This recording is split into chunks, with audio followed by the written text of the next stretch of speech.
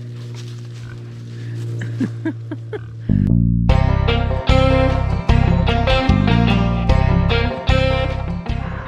All right, good morning, everybody. It's was it 10 o'clock? 9:30? 9:15. I don't know. So today, it doesn't matter. No, it doesn't matter. Hey, so we're butchering bacon today. I don't know. I have emotions about it. It's funny is I kind of purposely stepped away from trying to take care of them just because I knew this would happen. Yeah. I don't know. How do you feel? It's always hard when you take the life of an animal.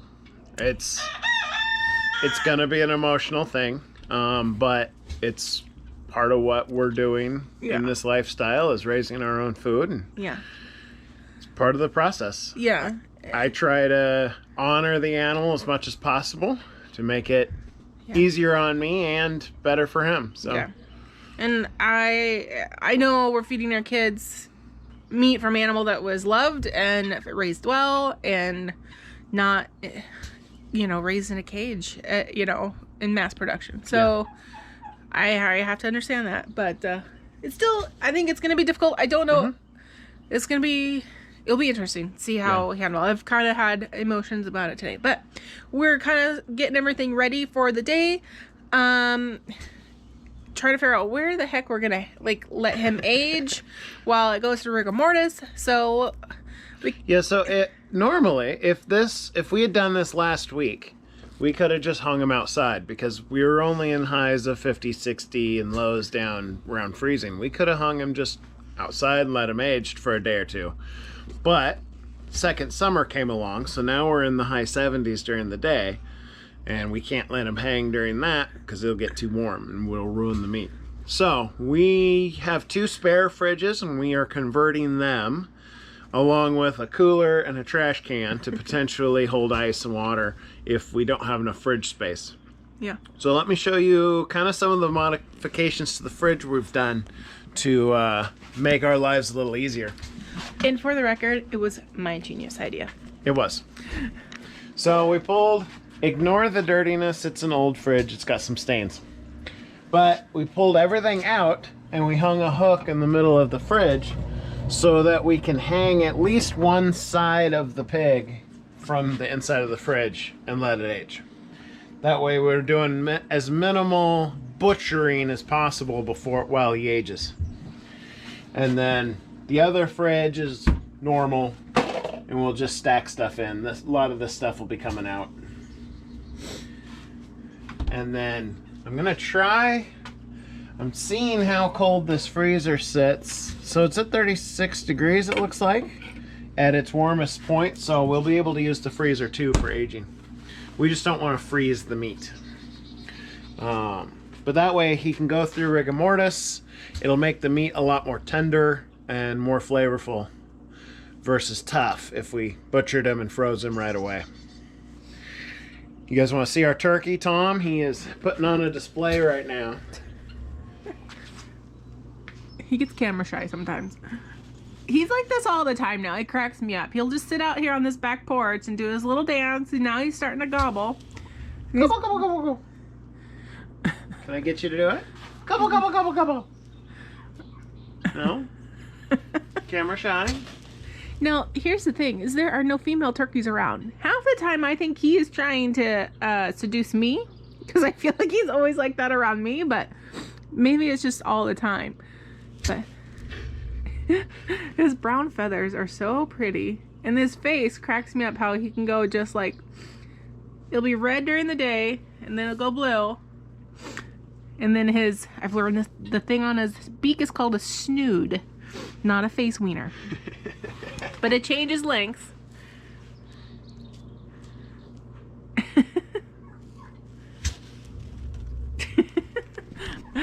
He cracks me up. But we have 3 female turkeys, so I think we might butcher one for Thanksgiving. Or Christmas, one of the two. Or Christmas.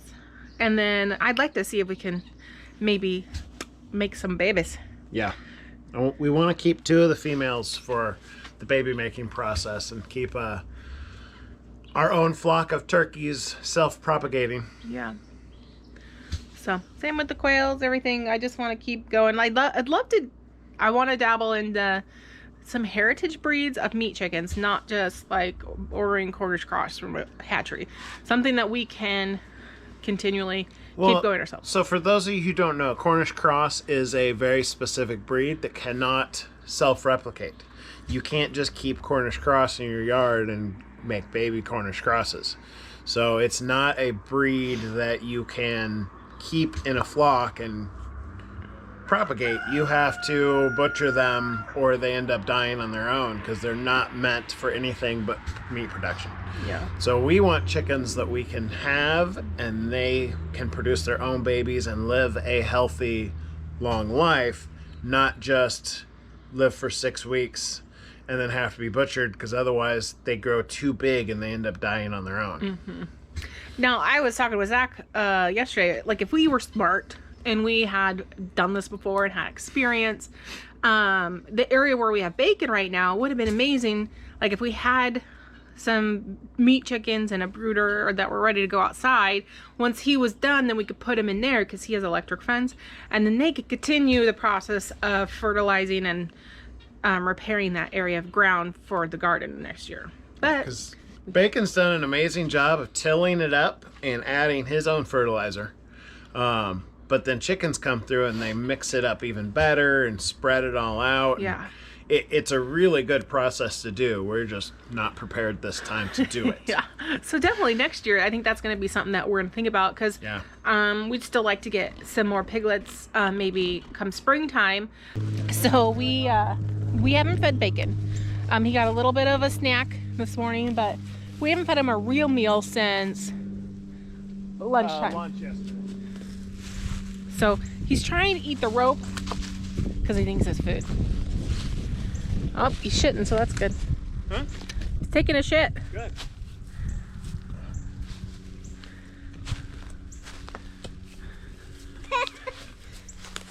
Daddy's not very good at this.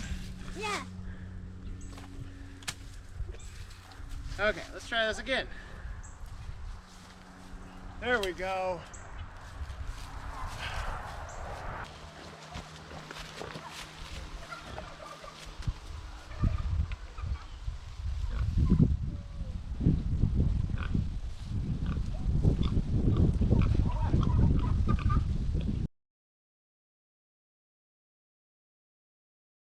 Okay, so we had a little bit of a setback with Bacon. So when Zach shot him, he dropped immediately. It was instant kill, but it was on a hill. And we didn't think about that or put that into consideration. So Zach shot him, he dropped, and then he rolled down the hill. Luckily, the quail tractor stopped him, or else he probably would have rolled all the way down here to the bottom of the house. And what you're about to see is us trying to hoist him back up to the original spot where we wanted him, because that's where we were going to hoist him in the air to butcher him. So enjoy. There we go. Okay.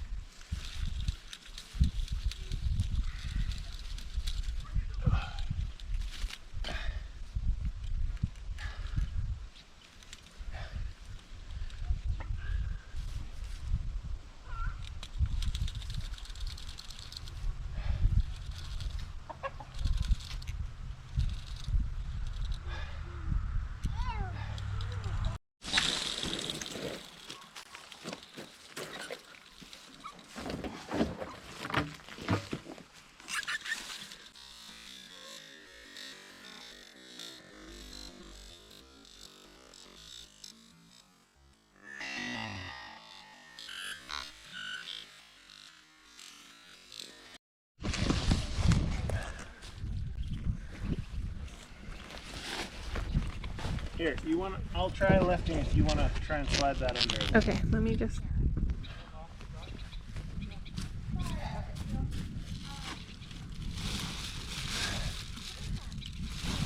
Okay.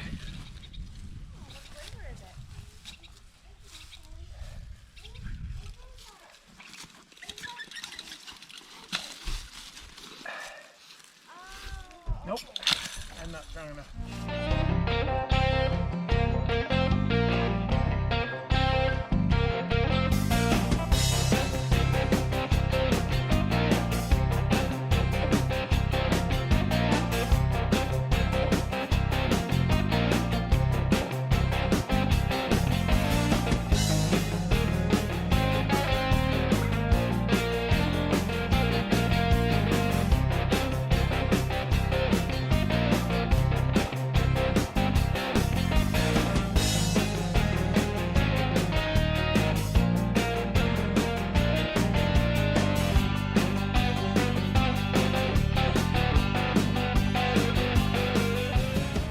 Definitely got some fat.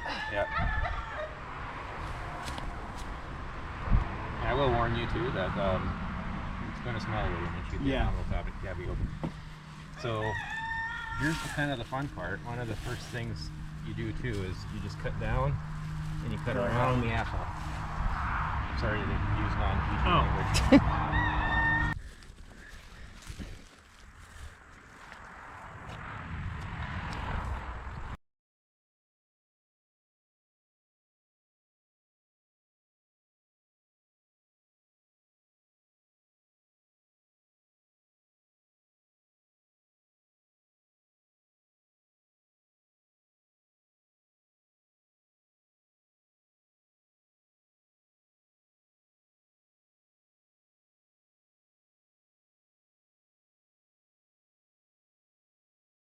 Get up close. Oh, jeez. That's 50 pounds right there. Yep.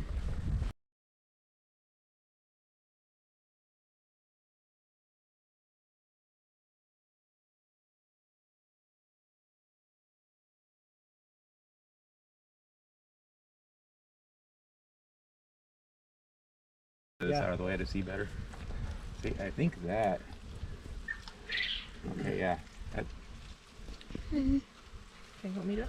We could trim that right there because yep. that's where we're going to cut the ham off anyway. Yep. Or the shoulder. Back is the shoulder, front's the butt. Nope. Ham and butt, shoulder. Oh, okay. Imagine if it was standing upright. Yeah. Same. Well, guys, the deed is done. We want to give a huge shout out to our friends Lisa and Corey for coming and helping us. Corey was a huge wealth of knowledge and helped us tremendously. I don't know how today would have gone if we were doing this by ourselves. So Zach is just getting some trimmings off the head right now.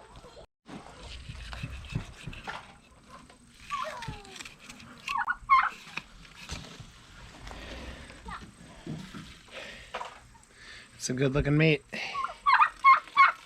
Really dark.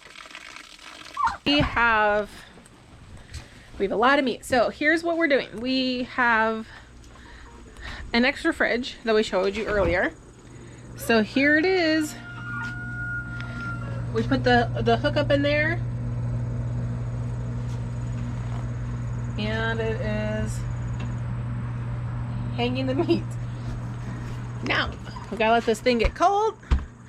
And here in a day or two, we're gonna try to butcher it. Try to cut them up into pieces. We seriously have no idea. But we've been watching YouTube videos on how to do it because, well, we don't know what we're doing.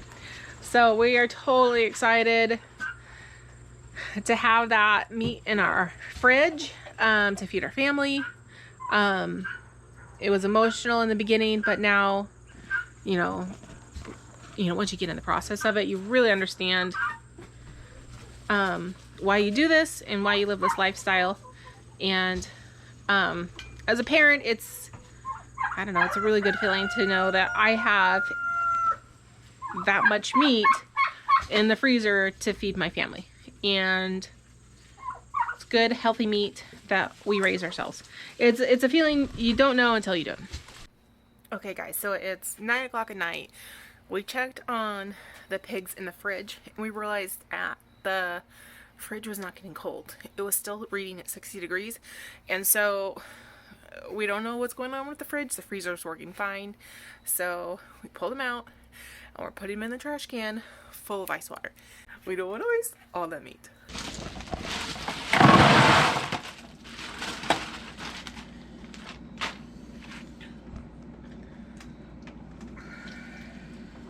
Almost be better to leave the door open for the other one. Just. I'm just gonna put them both in here. All right.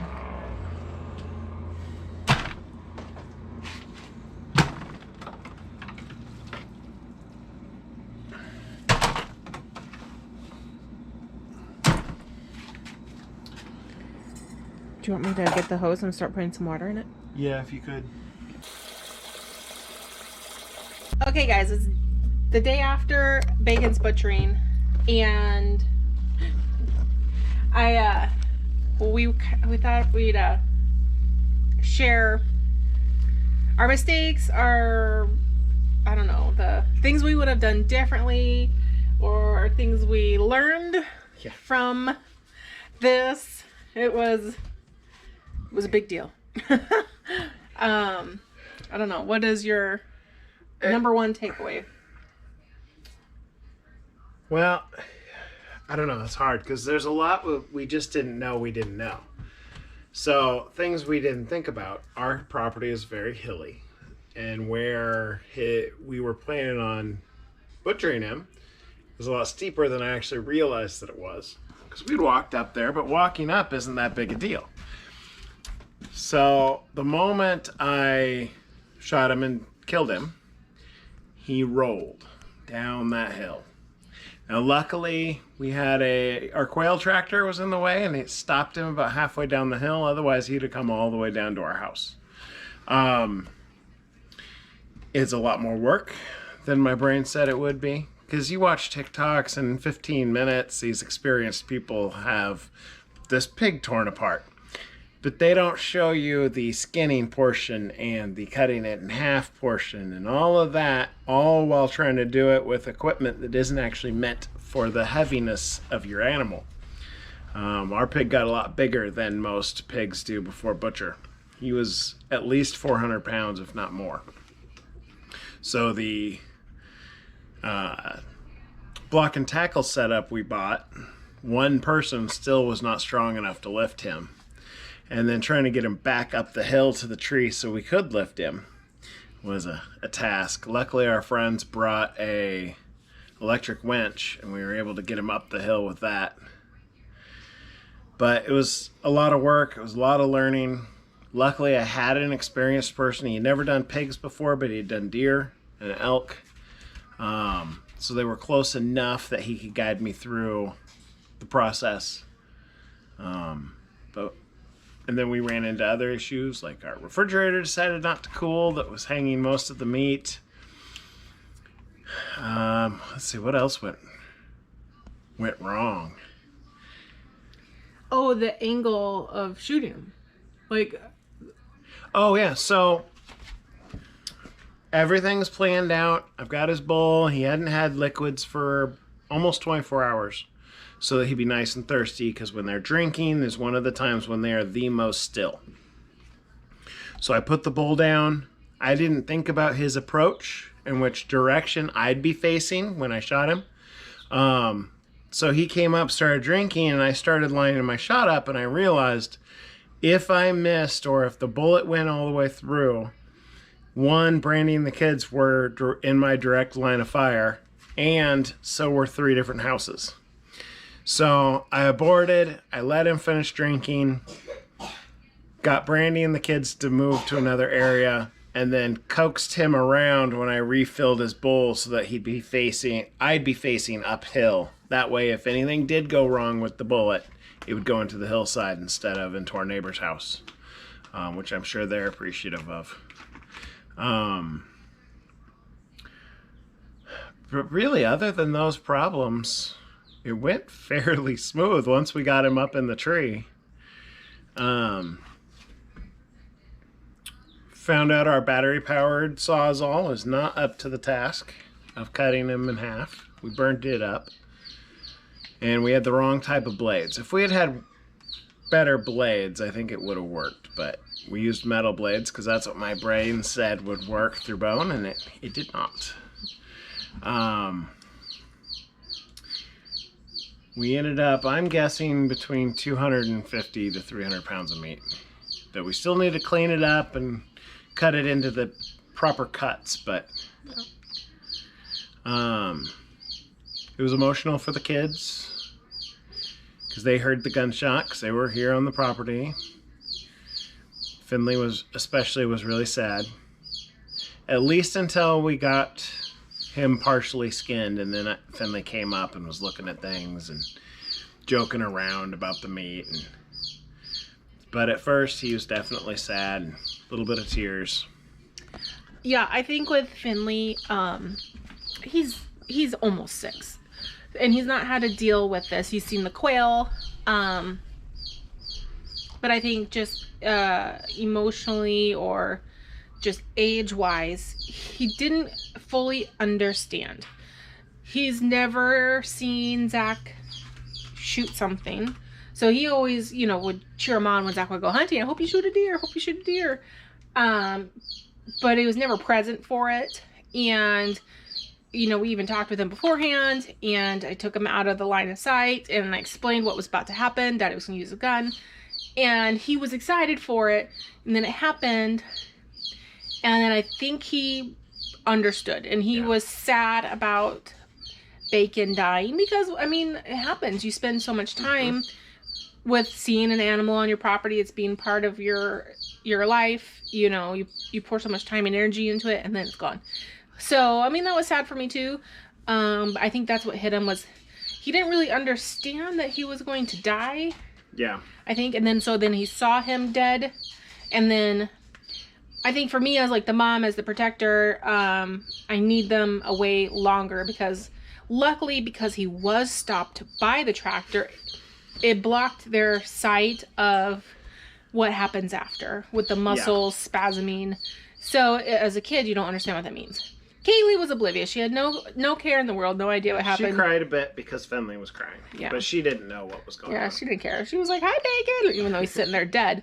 So I think another thing I would do differently next time is have everything you can think of at the spot, especially for us on the hill, since I was errand girl, to get the wheelbarrow, the tarps, the extension cords, if they're trash bags, everything you can think of that you might need, I would take it up there just so it goes a lot smoother.